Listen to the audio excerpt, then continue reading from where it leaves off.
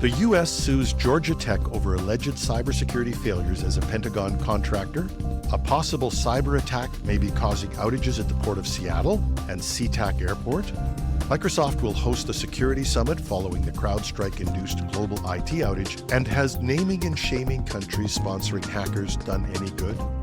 Welcome to Cybersecurity Today. I'm your host, Jim Love. The Port of Seattle, which encompasses Seattle-Tacoma International Airport, SeaTac, is facing a significant outage, potentially due to a cyber attack. The incident has disrupted internet and web-based systems across the port and airport, causing operational challenges for passengers and staff alike.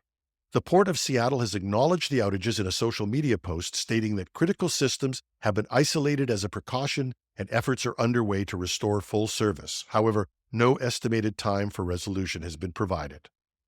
The outage is impacting several airport operations, leading to delays at ticketing counters and baggage check-in. The incident has disrupted internet and web-based systems across the port and airport, causing operational challenges for passengers and staff alike. The Port of Seattle acknowledged the outages in a social media post, stating that critical systems have been isolated as a precaution and efforts are underway to restore full service. However, as we went to air, no estimated time for resolution has been provided. The outage has impacted several airport operations, leading to delays at ticketing counters and baggage check-in. Passengers were advised to check with airlines for the latest flight information and to prepare for possible delays. This incident highlights the vulnerability of critical infrastructure to cyber attacks, especially in sectors like transportation, where outages can have widespread and immediate effects on service. With no further details yet available about the nature of the attack or the perpetrators, the situation underscores the need for robust cybersecurity measures in protecting these essential services. The U.S. government has filed a lawsuit against the Georgia Institute of Technology, Georgia Tech, and its contracting entity, Georgia Tech Research Corporation, GTRC, for failing to meet cybersecurity standards set by the Department of Defense for contractors. The lawsuit, which follows whistleblower reports by former and current employees, alleges that the university did not adequately protect controlled, unclassified information as required by DoD guidelines, specifically NIST SP 800-171. According to the complaint, Georgia Tech's Astrolavos Lab, a cybersecurity-focused group, failed to implement a comprehensive cybersecurity plan between May 2019 and February 2020. But even after establishing a plan, it did not cover all necessary endpoints, and there was a consistent failure to maintain the plan according to the regulations. The lab is also accused of not installing anti-malware solutions across its devices, a decision allegedly approved to satisfy the preferences of a leading professor. Furthermore, Georgia Tech is accused of falsifying a cybersecurity assessment score to meet DoD compliance standards. The case is significant as it represents the first legal action under the Civil Cyber Fraud Initiative, CCFI, which targets entities that knowingly endanger U.S. IT systems. The outcome of this case could set a precedent for future enforcement actions against contractors failing to comply with federal cybersecurity standards.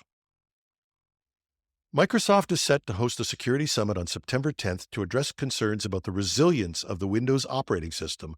This is following a major global IT outage triggered by a faulty update from cybersecurity firm CrowdStrike. The update, released on July 19th, led to widespread system crashes and blue screens of death, affecting approximately 8.5 million Windows devices worldwide. The outages resulted in severe disruptions, including grounded flights and delayed hospital appointments, with estimated damages reaching billions of dollars. The summit will gather representatives from cybersecurity companies, including CrowdStrike, and government officials to discuss ways to enhance the security and stability of Windows systems.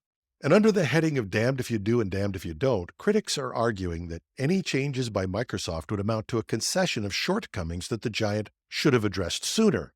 Some security vendors fear that Microsoft may propose changes that solve the problems, but might require radical changes to their products.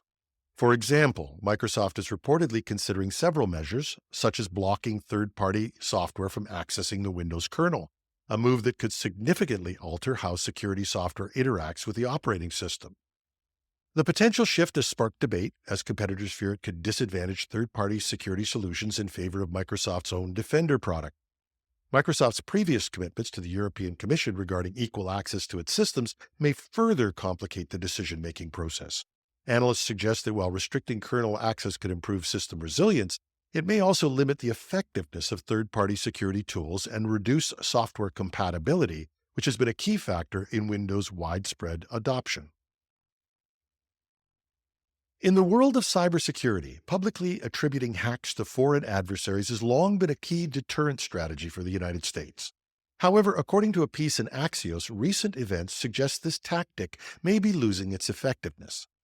The U.S. intelligence community recently attributed cyber attacks on both the Trump and the Biden-Harris campaign to Iran, doing so in record time, just over a week.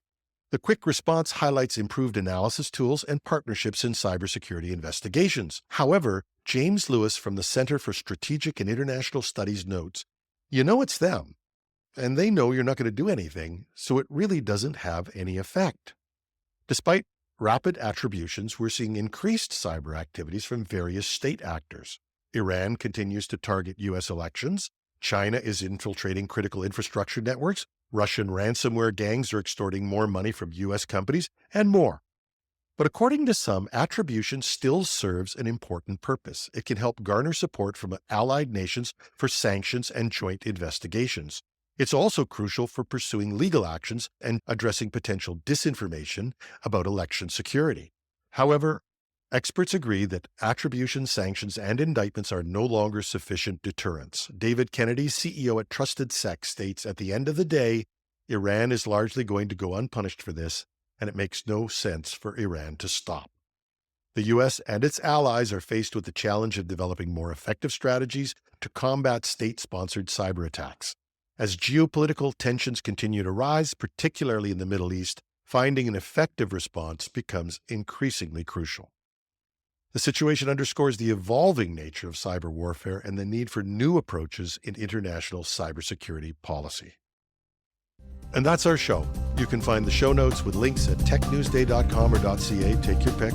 You can reach me at editorial@technewsday.ca.